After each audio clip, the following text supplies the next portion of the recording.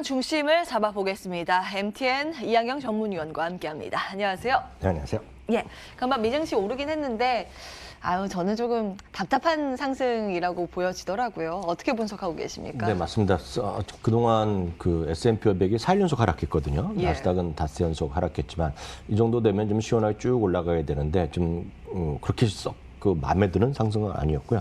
그렇게 좀 오히려 고점 대비는 조금 좀 밀려나는 그런 모습으로 마감된 것은 아쉬움이 분명히 남는 모습이 되겠습니다. 한 두세 가지 오늘 좀 반등의 계기는 있었지만 결론부터 말씀드리면 또 조정 보였기 때문에 좀 반등하는 정도로 해석하는 것이 일단은 마음이 편하다라고 전 봅니다. 추가 부양책에 대한 합의를 미국의 하원 의장 펠로시 의장이 미국 시간은 뭐 화요일 날 밤 24시까지 얘기를 했었거든요. 근데 아직까지 이제 아주 최종 결론이 아직 안 났습니다. 그래서 뭐 된다 한다는 얘기가 나오고 있는데요. 뭐 등급까지 가봐야 될 것 같고요. 여하튼 지금 정치인들은 서로 자기네 당량을 따르는지 모르겠지만 많은 미국의 좀 저소득층은 지금 간절히 바라고 있거든요. 예. 이것들이 아직 안 되고 있으니까 좀 답답합니다. 백신과 관련된 소식들은 나왔다 안 나왔다 하고 있지만 그에 대한 기대감이 아직 크지는 않습니다. 예전 두세 달 전만 하더라도 이런 소식이 나면 주가가 급등했었는데요. 모더나가 12월 중에 백신 긴급 사용 허가 기대된다고 했지만 주가는 큰 재미는 없었고요. P&G는 기대 이상 실적을 발표했습니다. 주가는 좀 플러스 나면서 그 P&G 자체는 지금 사상 최고가 수준에서 계속 움직이고 있습니다. 구글 알파벳 소식은 국내 언론에서도 많이 다루고 있는데요. 미국 법무부가 드디어 이제 반독점에 대해서 정식으로 기소를 했습니다. 상당히 오랜 기간 동안 걸리겠고 아마 이게 새로운 뉴스는 아니죠. 유럽이나 이런 데서 워낙 이런 것들이 뉴스가 있었고요. 우리나라에도 매번 이슈가 되고 있는데요. 여하튼 반독점 기소는 했지만 주가는 오히려 좀 오늘 플러스 소폭 상승했습니다. 과거 사례도 있고요.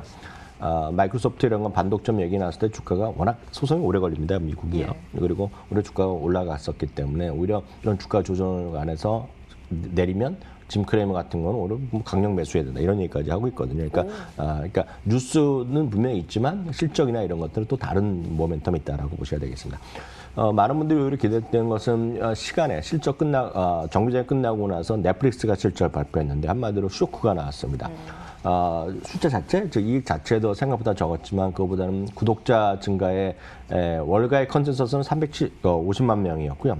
회사 측에서 지난 3개월 전에 제시했던 게 250만 명이었는데요. 그것도 이제 못 미쳤다는 것이 좀 아쉬운 부분이 되겠습니다. 시간에는 주가가 지금 거의 6% 가까이 하락하는 모습을 보여줬고요.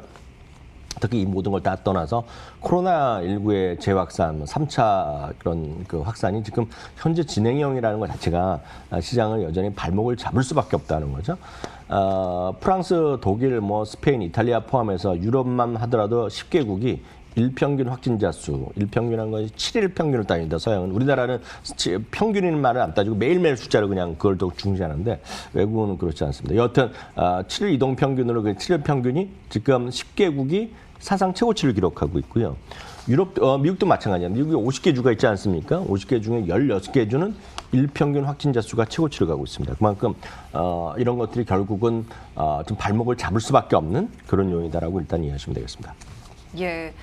근데 지금 경기부양책 합의 논의가 계속되고 있지 않습니까? 네네. 이게 좀 빨리 나와줘야 되는데 지금 어떻게 될 걸로 예상되고 있어요? 결국은 합의되겠죠. 언제 되겠냐는 것인데요. 이게 이제 이런 거 아닙니까? 지금 대선이 불과 이제 13일 남았고 예. 미국 시간으로 딱 14일 남았습니다. 그래서 우리 시각으로 보면 딱 14일 오늘 수요일 쯤 되면 막 개표하고 막 이런 거 여기저기 보여주고 확률이 어쩌다가 막 난리가 났을 겁니다. 딱 14일 후가요. 그래서 딱 14일 전인데요, 지금요.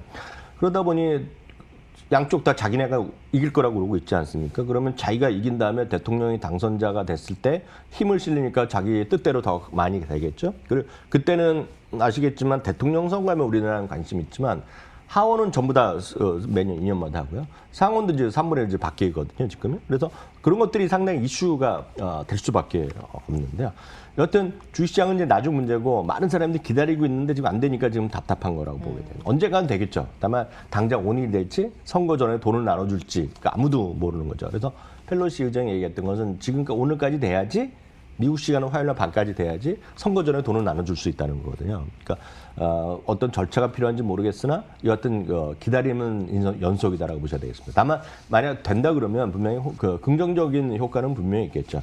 특히 펀드 스트레스의 텀리 같은 경우에는 특히 경기 민감주를 계속 보라는 얘기하고 있습니다. 그러니까 이런 것들은 결국 사람들을 결국 돈을 다시 쓰게 하고 이런 것은 결국은 어떤 경제 회복에 대해서 어떤 가교 역할을 하는 데는 충분하다라는 얘기를 하고 있겠죠. 물론 그렇다고 해서 주가가 크게 올라간다는 것이 아니라 그런 쪽을 좀 살아남는 어떤 가교는 분명히 된다는 얘기인데 경기 민감주는 아시다시피 산업재, 소재, 임의소비재, 에너지 이런 거, 은행까지 다 포함해서 우리가 이제 경기 민감주라고 얘기하고 있는데 경기 민감주의 대표적인 것은 이제 캐터필러 같은 겁니다. 그래서 경기가 회복되고 나면 많은 사람들이 쓸 거 아닙니까? 그리고 사실 이런 것들은 경기가 아마 많은 분들이 동의하실 것이 올해는 전 세계 지금 마이너스 5% 정도 GDP 마이너스 아닙니까? 그러니까 올해보다 내년이 좋아진다고 생각하면 결국 각국 정부가 그동안에 이제 그냥 돈을 풀리기 바빴지만 이제는 재정 정책을 많이 해서 사업을 많이 일으키겠죠. 미국도 마찬가지. 그리고 그동안 공공시설 이런 거 투자를 많이 하겠는데. 그래서 이제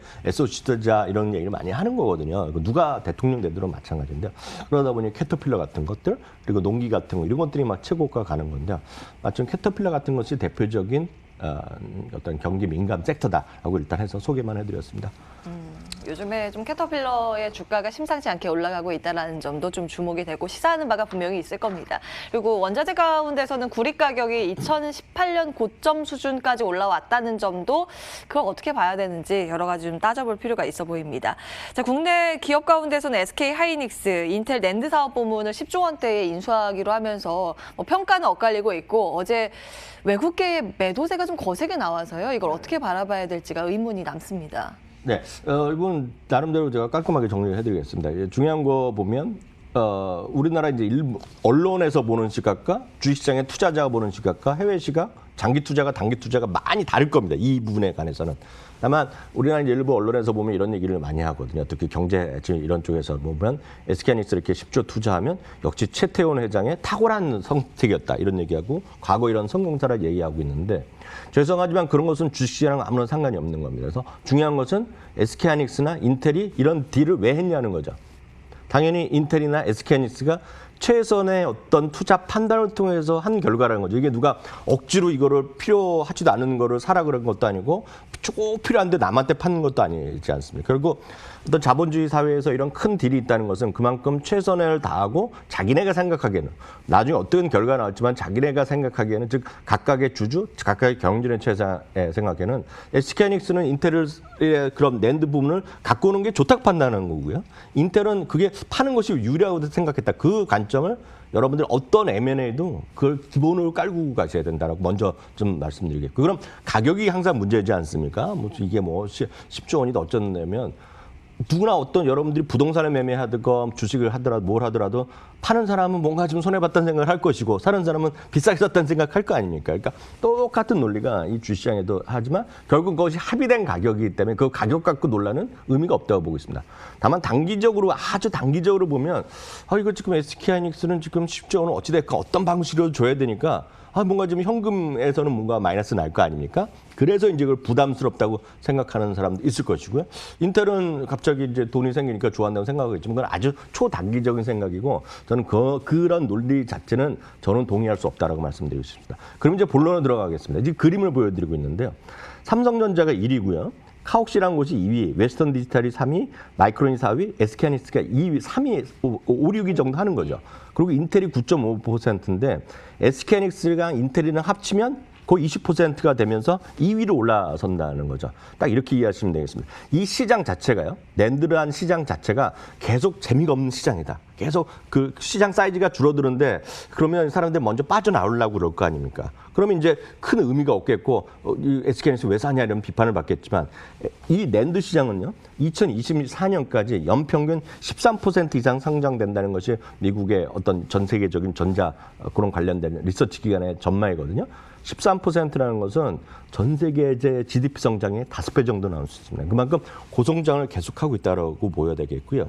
또 하나, 시장이 확대되는 어떤 산업에서 경쟁자 자체가 줄어드는 것은 무조건 호재입니다. 그러면 저 6개, 7개가 모두 호재죠. 왜냐하면 물론 2위, 3위는 약간 자기네가 2위에서 떨어질 수 있겠지만 특히 누가 호재냐면 삼성전자가 호재해야 되는 거죠. 특히 우리나라 입장에서 보면 경쟁자가 하면서 두 개가 합이 50% 이상을 시장 장악하니까 양쪽에서의 가격 경쟁력, 가격에 대한 어떤 주도권이 더 생길 수 있겠죠. 그러니까 당연히 호재 인식하는 것이 전 맞다라는 그부터 이해하셔야 되겠습니다. 다시 말씀드리지만 시장도 확대되고 경쟁자 수가 감소되는 건 기본적인 호재 인식하시면 좋겠습니다. 그래서 장기적으로 보면 SK하이닉스도 호재 인식하는 것도 맞는데요.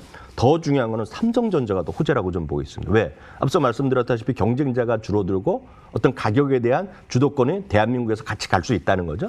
당연히 삼성전자 장기 매수 의견을 드릴 수 있겠고요. 특히 삼성전자는 글로벌 IB들의 목표 주가도 올라가고 컨센서스에 대한 이익에 대한 전망의 컨센서스도 계속 같이 올라가고 있다 계속 말씀드리고 있거든요. 어저께 삼성전자가 6만 900원 뭐였고 지금 예상 6만 1,200원인데 올해 최고가 6만 2, 3천원으로 전 알고 있는데요. 그림 하나 보여드리면 삼성전자에 대한 주가와 이익점, 목표 주가에 대한 추이를 보여드리겠는데 제가 늘 말씀드린 게 있습니다. 목표 주가가 계속 올라가는데 주가가 크게 좀 쉬고 있는 구간은 그건 주식을 매수 타임이라고 좀 보셔야 되거든요. 저건 오늘 목표 주가지만 이익 전망도 똑같은 그림을 제가 보여드릴 수 있거든요. 전 삼성전자 이런 당연히 매수, 한국 주식을 하시는 한은 반드시 갖고 해야 될 주식이 삼성전자라고 제가 누차 강조드리고 있는데요. 삼성전자 매수 의견 및 당연히 장기 매수로 드리겠고요. 다만 SK하이닉스는 약간 다릅니다. SK하이닉스 그런 이벤트도 있지만 SK하이닉스 그림은 약간 삼성전자랑 다르죠. 뭐냐면 주가는 최근에도 올라갔지만 목표 주가는 올라가지 않고 오히려 조금씩 내려가는 추세가 이어지고 있거든요.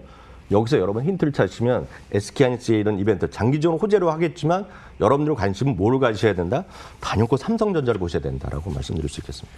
예, 질문은 SK하이닉스 드렸는데 삼성전자 쪽의 매력도를 아주 좋게 해주셨네요. 예, 오늘장 키포인트 이양양 전문위원과 함께했습니다. 말씀 고맙습니다.